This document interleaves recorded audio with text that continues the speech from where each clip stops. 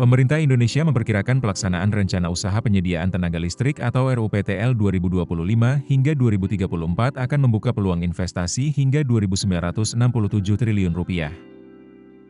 Dari jumlah tersebut, sekitar Rp2.133 triliun diantaranya untuk sektor pembangkitan, di mana 73% ditujukan bagi partisipasi swasta atau independent power producer.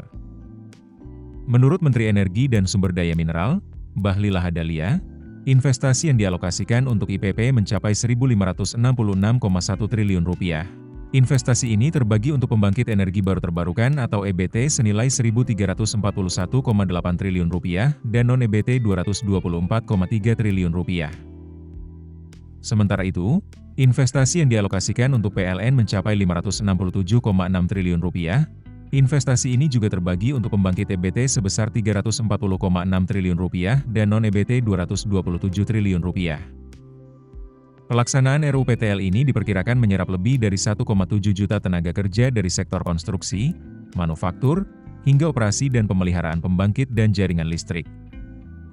Pemerintah menargetkan penambahan kapasitas pembangkit listrik nasional sebesar 69,5 gigawatt dalam RUPTL 2025 hingga 2034, sebanyak 42,6 gigawatt atau 61% dialokasikan untuk pembangkit EBT.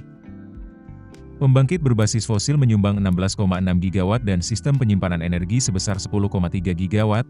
Pemerintah juga menargetkan bauran kapasitas EBT yang signifikan, termasuk PLTS sebesar 17,1 gigawatt, PLTA 11,7 gigawatt, PLTB 7,2 gigawatt, PLTP 5,2 gigawatt, bioenergi 0,9 gigawatt, dan pembangkit nuklir sebesar 0,5 gigawatt.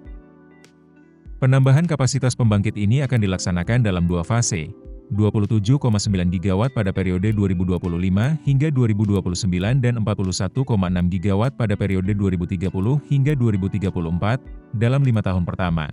Proporsi pembangkit EBT dan fosil hampir seimbang. Namun pada 5 tahun kedua, dominasi EBT semakin kuat dengan porsi 73% dari total penambahan kapasitas. Secara regional, penambahan pembangkit tersebar di seluruh wilayah Indonesia. Jawa, Madura, Bali menjadi wilayah dengan penambahan kapasitas terbesar, yakni 33,5 gigawatt, disusul Sumatera 15,1 gigawatt, Sulawesi 10,4 gigawatt, Kalimantan 5,8 gigawatt, serta Maluku, Papua, dan Nusa Tenggara sebesar 4,7 gigawatt.